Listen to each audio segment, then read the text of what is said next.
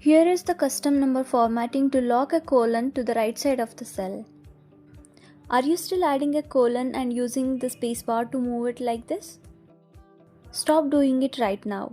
Here is the easy way. Select the entire column.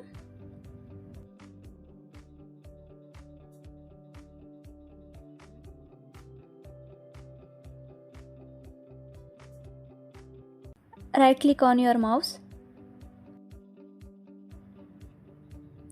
and choose Format Cells. Click on Custom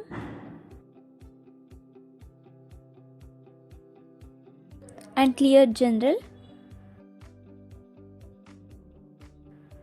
and type ****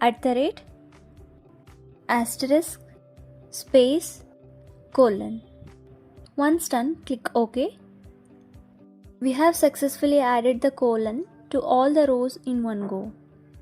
Please subscribe for more Microsoft Excel and Word related tips and tricks.